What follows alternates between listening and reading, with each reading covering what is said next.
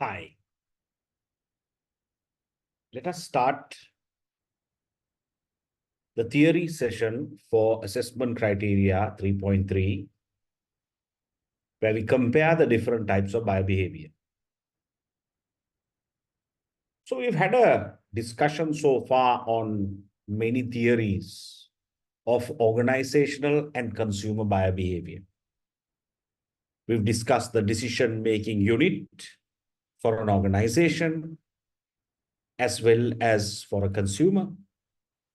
We've also discussed the decision-making process, a longer process for the organization, a shorter 5-step process for the B2C or the individual, right? So you need to study the decision-making unit and the decision-making process, both for B2C and B2B.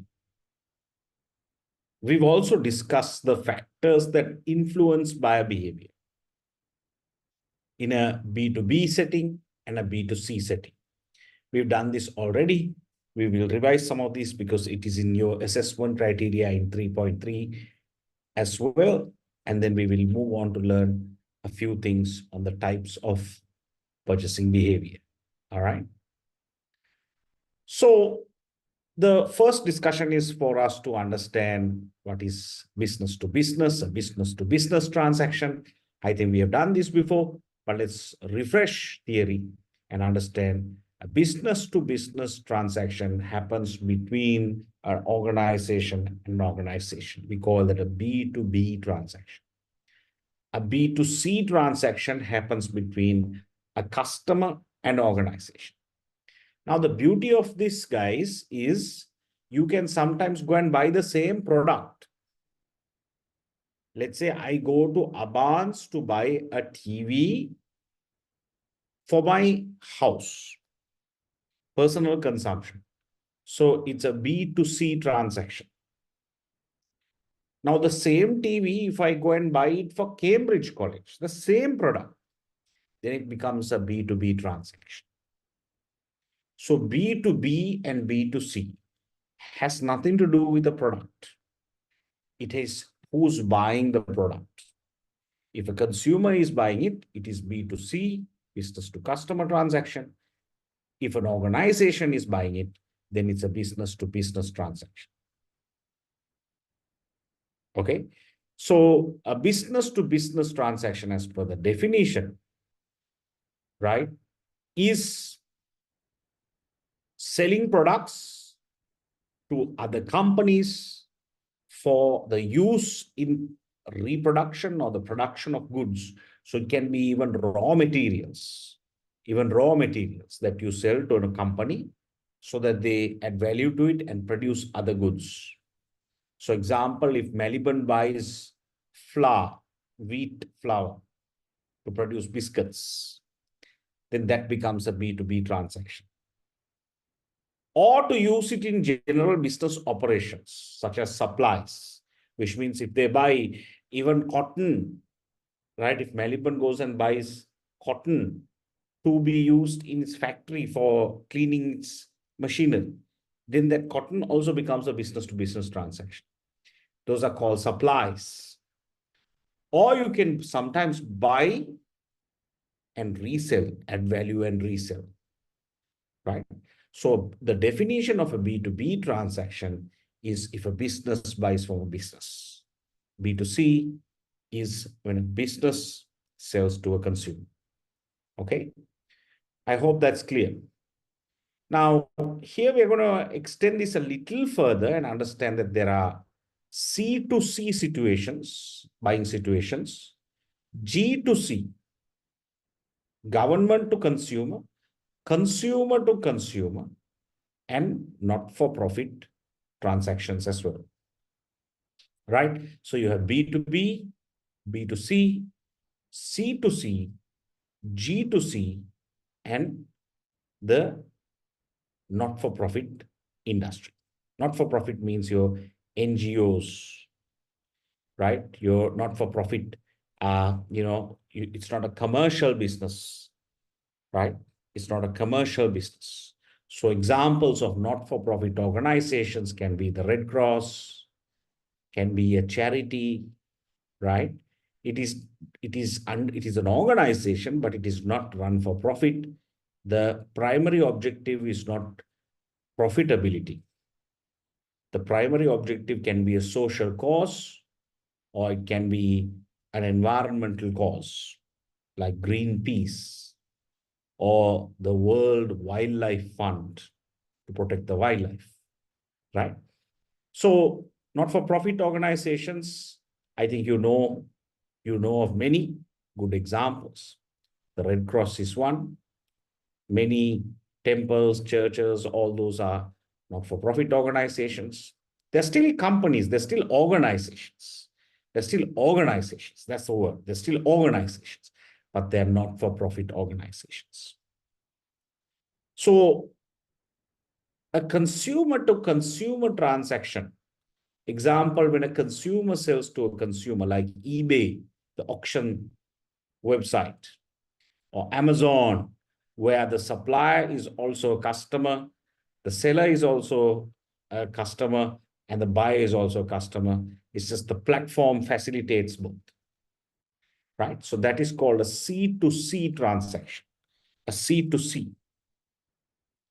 And then you have G2C, when a government sells products and services to consumers. So there can be so many things, like when we go and buy gas, electricity, petrol, water, it's a G2C transaction. It's a G2C transaction, right? I hope it's clear. So we then refresh this theory, the decision-making unit, the B2B organizational decision-making unit. I told you the B2B decision-making unit inside organization is very complex. Another word for it is the buying center, the buying center. So if you take your company, when you want to buy a photocopy machine, right? Photocopy machine. If you want to buy one, you can't just go and buy one like you and I will go to Abans and buy an iron or something like that. There is a process that you need to follow. There are approvers, there are influencers, there are deciders, gatekeepers, the purchasing manager, who's the buyer, user can be a marketing department, initiator can be also the marketing department, so you can play multiple roles. So the buying center is complex. Therefore, in organizational buying, if you're selling a product B2B, you can't only convince the user. You also need to advertise and go and convince the approver, the buyer, the financier, the decider, the gatekeeper, the influencer. So if you are selling a B2B product, you need to market it to the entire decision-making unit, the buying center, not just one person. And even in a B2C situation, let's say if you are marketing holidays, right? If you are a hotel, you can't only advertise to the father, saying that is our target audience, because the influencers can be the children, right? The financier can be the father. The gatekeeper can be the mother, right? So you need to then convince the entire decision-making unit. It's not just one person. So the decision-making unit, this is from my book. I've given you an example of what you need to do for each player in the decision-making unit, right? Again, we discussed this theory as well. It is a repeat discussion. We have discussed this in the previous assessment criteria. What are the factors influencing organizational buyer behavior? You need to study this. There are 4 factors: environmental factors, organizational factors, interpersonal factors of the people who are buying within the organization, and individual factors. So these are the factors influencing organizational buyer behavior, B2B. But then there are also factors influencing consumer buyer behavior, which is P2C, right? Now, this is a new theory that we are going to do, which we have not done before. What are the types of consumer behavior? The types of consumer behavior, right? So when you and I go to buy a product or service, guys, when you and I go to buy a product or service, right, we will use one of these three types. One is routine response purchase. What does this mean? Routine response means you go to buy typically a fast moving consumer good, FMCG. Example, if I go to buy, let's say, bread, right, which we need every day, isn't that right? If you are eating bread, you need to go to the supermarket or whatever it is, the corner shop, and buy bread. Now, that is a routine purchase. It's a routine purchase. Hello, are you with me? If you are going to buy milk, let's say you want to put it in your tea and drink, right? If you are going to buy sugar, those are fast moving consumer goods. If you are going to buy rice, right, FMCG. If you are going to buy a box of matches, right? If you are going to buy any fast moving consumer good, ඉක්මනින් විකිනෙන පාරිභෝගික භාණ්ඩ, that's the Sinhalese term. Fast moving consumer goods, right? Things that you buy on a daily, weekly basis. We call it rations, staples, right? Those are other words for FMCG products. Mostly you can find them in supermarkets, right? From canned fish to you can buy your meats, your poultry, from your chicken. Those are fast moving consumer goods. Now, when you go and buy FMCG products, mostly they'll be on routine response. You go there, you don't go and look at what are the options available. You just go and buy it because you know what you like. If you're going to buy toothpaste, you know, you go to the counter, you just buy whatever you buy on a routine basis every week for a number of years. You've been buying Signal, Sensodyne, Colgate. So you know what you want. You're not going to sit there and think and do research and go on the internet and check every time you go to buy toothpaste, what kind of toothpaste you want. It's a routine purchase, right? Then limited decision or problem solving means, right? Limited decision or problem solving means the second type. That means when you are going to buy this product, it occurs when the consumer is already familiar with the type of product they're looking to buy, even if they're unfamiliar with the brands available. So when you talk about limited decision and problem solving, right? Here's a diagram to help illustrate that. Okay. Right. So habitual decision making is the routine response. That's the first one, routine response. Habitual. Okay. Your level of involvement is low, risk is low. You don't look for a lot of information, right? You just go and buy it. You don't look for so many advertising and things like that in terms of stimulation. Extended problem solving is if you are going to buy a house, if you're going to buy a car, that's a serious decision. You won't go and buy like you're buying food, FMCG, to go buy a car. You won't go to the car dealership and say, hey, I want this. No, you're not going to do that. It's extensive problem solving. You'll do a lot of research. So the level of involvement is very high. You'll take your family and go. You'll do a test drive. You'll come back and think about it. You'll go to the bank to see the financing options. You'll see whether you're making, because it's a long-term, extensive decision, very high-priced, long-term decision, buying a house, buying a car, real estate, buying an apartment, right? Risk is also high. Extensive search, careful processing. You will look for so many cues in terms of marketing, advertising, right? Get to know what you're buying. And in the center is limited problem solving. Things like, let's say you're going to buy clothes or shoes, right? Again, shoes also, you don't spend time like you buy a car, right? Some do, no? Right? But you also don't buy shoes like you buy FMCG, staples. So that is limited solving. You spend a moderate amount of time, low to moderate risk, moderate information search. I mean, you might still go on the internet and to see, right, compare shoes. There are websites that help you compare. Google helps you compare what are the advantages between this model, right, of Nike and this model of Adidas, and it'll tell you the features. So Google is very helpful there. So limited problems. I mean, maybe you look at few hours and compare details and then go and buy.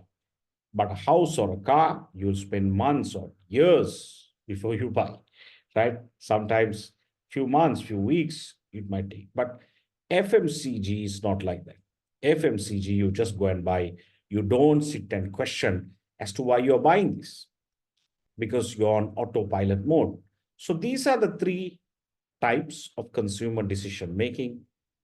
The first one is impulse, right? The first one is habitual, limited problem solving, extended problem solving. So please study this, the three types of consumer behavior: routine, limited decision making or problem solving, extended decision making or problem solving, graphically illustrated like this so that it's very easy. I hope it's clear. All right. Then impulse buying is a term we use in buyer behavior where the consumer does not go with the intention of buying a product. But after seeing it at the point of sale, you then want to buy it. That's called impulse buying. A lot of girls do a lot of impulse buying, because shopping is fun, right? Shopping is a stress buster. Isn't that right? Shopping is a stress buster. So you go to a supermarket. Sometimes you buy everything and then you come near the counter. Have you seen those chocolates, those sweets that are kept near the counter? The kind of chocolates and things like that, where sometimes I've seen children rolling on the ground right near the counter, wanting an egg, chocolate egg, Kinder Joy or something like that, right? They roll on the ground and cry. Some parents don't care, right? Why? Because it's impulse. They didn't see it. Now they come near the counter. Now they want it. Impulse buy. Same thing happens when you go to an IKEA. You go there with the intention of buying. You go to IKEA to buy an ironing board, but you end up buying a bed and a chair and a table and an ironing board. Why? Because there's so much of variety. And when you went there, shopping is an experience. So you saw something you really like, and it is in knockdown furniture format. You can just put it in your car and bring it home and assemble it yourself. So that's called impulse buy. Impulse buy. Okay. And it's a term that we use quite a bit in consumer behavior, impulse buying. And finally, we look at the three types of organizational buying behavior. Organizational buying behavior. So the first three types was the three types of consumer buying behavior. Now we look at the three types of organizational buying behavior, right? So the three types of organizational buying behavior is straight rebuy, modified rebuy, and new task buy. Straight rebuy, modified rebuy, and new task buy. So please study this. I will explain it. Straight rebuy in an organizational situation is when you can just repeat the purchase, right? Let's say you have a water supplier, American water, speed water, whatever water, right? We all have water, no? Those big bottles that come to our companies, right? Water supply. Now, every time you want water every month, you are not going to do a complex evaluation of who are the suppliers of water out there, what are their prices, what is their service level. No, you are happy with your current, right, supply, say American water or someone like that. You are happy with it. They perform satisfactorily. So it's a straight rebuy. You just Give them the purchase order, they come and deliver, they give the invoice and you pay. Straight rebuy. Straight rebuy. You don't question, right? Because you're happy. Let's say you have photocopy paper supply, stationery supply, right? Laptop supply, you just go and buy. Because they come, you are happy, they give you the quotation, you just take it, right? Stationery supply, for example. It's a straight rebuy. Modified rebuy is when there's some level of dissatisfaction. Sometimes you can see you now bought ACs, but now your ACs that you have bought, there are a lot of complaints. Water is falling down. So now there is some level of complaints that don't buy ACs from this guy, or next time when we want AC, again go through a detailed evaluation. So there's some level of dissatisfaction with the existing supplier, and you have to then do some level of evaluation, modified rebuy. And new task buying is when you go and buy a product that you have not bought before for the organization. No previous history. So you do need to do a lot of due diligence. You have to draw up a proper evaluation process. You have to tender it. Then you have to select, and you have to draw up contracts, service agreements. So it's a long drawn process to buy a new product that you have not bought before to an organization. That's the complex new task buying step. So 3 types of organizational behavior, right? You have it here in this diagram. It is straight buy, straight buy, straight rebuy, modified rebuy, and new task buy. All right. So it's a short area here. With that, we close this assessment criteria, and I'll see you in AC assessment criteria 4.1. Thank you.